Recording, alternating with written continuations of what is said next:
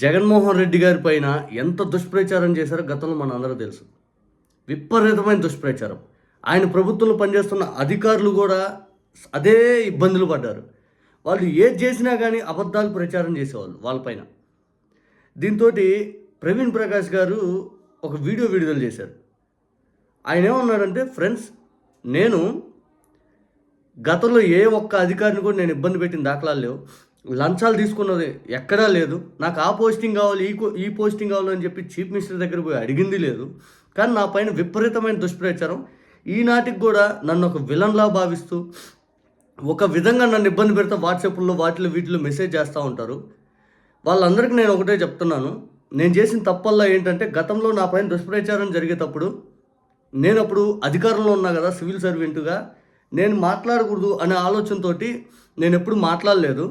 అదే నేను చేసిన తప్పైంది. అది గతంలో ఆ డిపార్ట్మెంట్ అధికారులు లేకపోతే ఇంకోరు ఎవరైనా సమాధానం చెప్తారో, ప్రభుత్వం తరపున ఎవరైనా చెప్తారులే అనుకున్నాం. అవన్నీ చెప్పలేదు. ఆ నిందలన్నీ భరించి మోయాల్సి వస్తూ ఉంది. మీ అందరికీ నేను ఒకటే చెప్తున్నాను, ఉద్యోగులందరికీ, అది చిన్న స్థాయి కానిస్టేబుల్ ఉద్యోగం దగ్గర నుంచి అయినా కానీ, డీజీపీ లెవెల్ ఉద్యోగం చేసే వాళ్ళకైనా కానీ నేను చెప్పొచ్చేది ఏంటంటే, రేపు ఎవరైనా కానీ మీ మీద అలిగేషన్ చేసినప్పుడు పబ్లిక్ అనేది ముందుగా మీరు చెప్పే ఆలోచన చేయండి.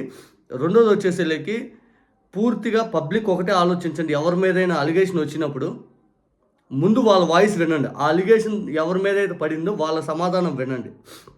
ఆ తర్వాత ఆ అలిగేషన్తో పాటు వాళ్ళు ఆ తప్పు చేయడానికి కారణం ఏంటి అని వినండి. మూడోది వచ్చేసరికి అసలు లేనిపోంది కాదు, విత్ ప్రూఫ్లు ఉంటే అని చూడండి.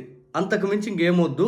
మీరు ఫస్ట్ అది చేయండి. అంటే గత ప్రభుత్వంలో ఇబ్బంది పడిన వాళ్ళందరూ ఇదే మాట చెప్పేది. బికాజ్ ఎందుకంటే అందరి మీద దుష్ప్రచారం, అప్పుల దగ్గర నుంచి మహిళల మీద. ఊరి నాయన ఆ అబద్ధాలు గుర్తొస్తే ఇంత దారుణంగా కూడా అబద్ధాలు చెబుతారనిపించింది. ఇంత దారుణంగానా? అవి గుర్తొచ్చినప్పుడు ఏంద్రా నాయన, ఏంది అసలు అంత దుష్ప్రచారం తట్టుకొని కూడా 40% ఓట్ బ్యాంక్ వచ్చిందంటే మామూలు వ్యవహారం కాదు. ఈసారి ఎన్ని కావాలి పడినా ఏం చేసినా జగన్ గారు ఏంటో ప్రజలకు అర్థమైంది కాబట్టి ఈసారి ఎన్ని సంఖ్యలు పెట్టినా, ఎన్ని ఇబ్బందులు పెట్టినా రెట్టింపు ఉంటుంది. అధికారం ఖచ్చితంగా వచ్చింది ఈసారి జగన్ గారికి. ఒకసారి ప్రవీణ్ ప్రకాష్ గారు ఏమన్నారు వినండి. ప్రవీణ్ ప్రకాష్, నేను ఒక ఎక్స్ ఐఏఎస్ ఆఫీసర్. గవర్నమెంట్ నుంచి బ్యాట్ వచ్చిన తర్వాత కూడా ఈ రోజు కూడా కొన్ని మెసేజెస్ నాకు నా సోషల్ మీడియాలో కానీ వాట్సాప్ లో వస్తుంటాయి, నువ్వు విలన్ చెప్పి. దేవుడికి తెలిసి నేను గవర్నమెంట్ లో ఉన్నప్పుడు ₹1 కూడా కరప్షన్ చేయలేదు. ఇప్పుడు నేను ఫైల్లో చట్టంకి విరుద్ధంగా నోటింగ్ చేయలేదు.